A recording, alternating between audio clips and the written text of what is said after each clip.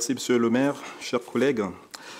Le projet de ligne 15 ouest du Grand Paris Express qui reliera la station Pont-de-Sèvres à celle de Saint-Denis-Pleyel a été déclaré d'utilité publique par un décret en Conseil d'État le 21 novembre 2016.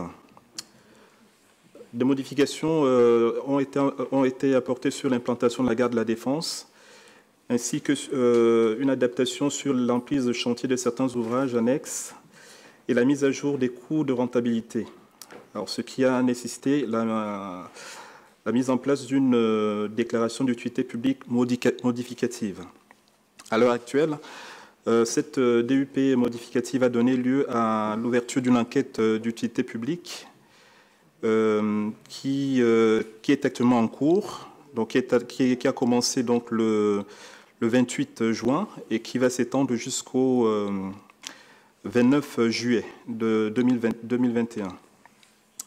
Alors, Nanterre est historiquement située à la croisée d'infrastructures de transport au bénéfice de notre région. Avec le RER A, la ligne L du Transilien et prochainement le RER E, notre commune en tire un accès à la métropole particulièrement intéressant, ce qui constitue un facteur d'attractivité du territoire indéniable. Cependant, le prix payé par notre ville a été conséquent et continue de pénaliser le cadre de vie des habitants. À ce titre, plusieurs points de vigilance ont été relevés par la ville. Tout d'abord, le respect du calendrier initialement annoncé pour 2025, ensuite pour 2027. La ligne 15 ouest n'arriverait finalement dans notre commune qu'à l'horizon 2030. D'autant que les études engagées par la SGP pour redéfinir l'emplacement de la gare de la Défense vers la Rose de Cherbourg nous font craindre un nouveau glissement des délais. Parallèlement, la ville demande que des mesures soient prises en compte pour limiter les nuisances, notamment en ce qui concerne les aires de livraison pour les commerces des gares ou encore la gestion des déchets. La ville tient à rappeler son attachement à la préservation des arbres. C'est dans cet esprit que la ville demande à ce que soit approfondie la démarche d'évitement et de réduction des impacts sur le patrimoine arboré afin de garantir le maintien de ce patrimoine remarquable. Ou, lorsqu'on ne peut pas faire autrement, de compenser par la plantation de nouveaux sujets en partant du principe un arbre abattu égale un arbre et demi planté, comme s'y est engagé la SGP.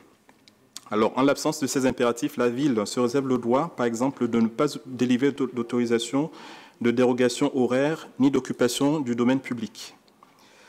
La ville porte ensuite une attention toute particulière à préserver les habitants de la pollution sonore et invite au respect le plus strict de l'arrêté portant réglementation relative au bruit du voisinage. Qui plus est, elle entend être étroitement associée dans les choix d'itinéraires des poids lourds qui impacteront son territoire. La ville exprime également ses réserves quant à la perspective de la fermeture de la RN 1013 de 2024 à 2027, le temps nécessaire selon la SGP pour réaliser la gare de la Défense, rendant impossible la circulation sous la date de la Défense entre le pont de Neuilly et la RD 913.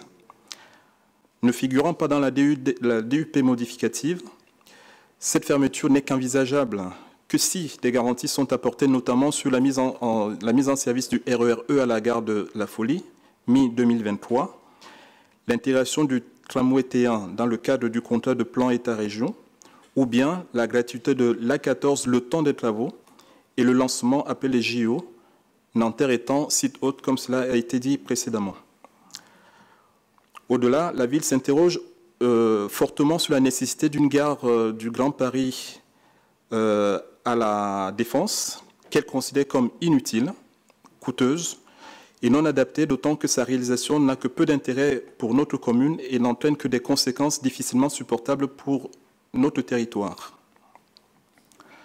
En outre, la suite du constat d'infaisabilité de la gare de la Défense dans son projet initial, l'étude d'une ligne 15 ouest sans arrêt à la Défense aurait dû être mise au débat public, ce que n'indique pas la DUP modificative dans le dossier d'enquête publique.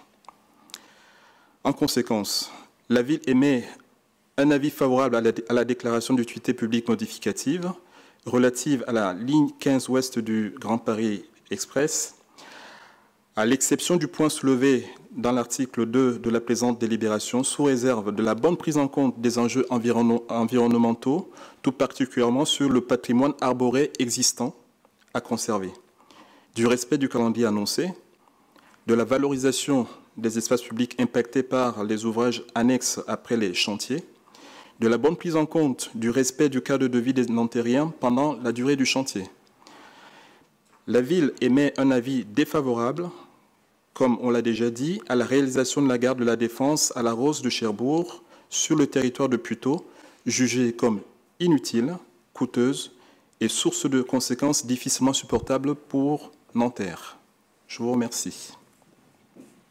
Chers collègues, nous partageons les inquiétudes exprimées dans cet avis sur l'aspect environnemental.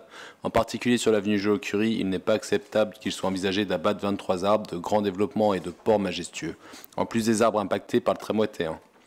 Un drame se profile pour notre écosystème, pour la chaleur en ville et pour les habitants à proximité.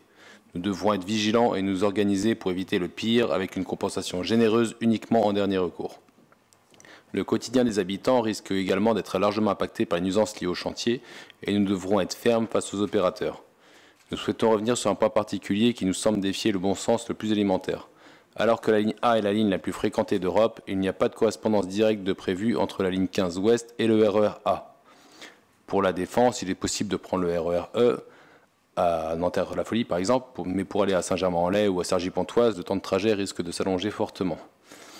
Actuellement, il y a à peu près 150 mètres entre Nanterre-la-Folie et Nanterre-Préfecture. À l'époque, il y a 10 ans, quand la gare était, le trajet était prévu, on nous expliquait que le couloir souterrain n'était pas prévu à Nanterre-Préf parce que de toute façon, il y aura la correspondance qui se ferait à la Défense. Or, maintenant, avec le déplacement de la gare à la Défense, il n'y a plus de correspondance souterraine entre Nanterre-Préf, entre la ligne 15 et le RER A. De plus, donc, il sera possible de faire la correspondance à Nanterre en sortant sur l'espace public, mais actuellement la tarification fait qu'à partir du moment où on sort sur l'espace public, le ticket n'est plus valable. Donc il faudra sinon envisager un changement de tarification pour que ce soit le cas. Quoi qu'il en soit, il faudra revoir les cheminements piétons dans le quartier du Parc Nord, puisqu'il faut compter sur le fait qu'il y ait pas mal d'usagers qui sortent à Nanterre-la-Folie pour rejoindre le RER A à Nanterre-Préfecture. Donc ça va en tout cas impacter l'espace public sur la ville de Nanterre, puisqu'il faudra aiguiller tous ces voyageurs qui seront amenés à changer de gare. Nous sommes aussi réservés sur le modèle de gare à une seule entrée qui, selon nous, comme pour la gare Saint-Lazare, a été dicté pour des considérations économiques et commerciales afin de faire passer tous les flux au même endroit plutôt que pour l'intérêt général. En effet, une gare avec plusieurs entrées permet d'augmenter la zone de chalandise des gares et donc d'augmenter le nombre de Nantériens et Nantériennes proches d'une gare à moins de 10 minutes à pied. Une entrée à l'autre bout des quais aurait également permis de mieux desservir le stade Arena qui sera un gros pourvoyeur d'usagers et d'usagères pour cette gare.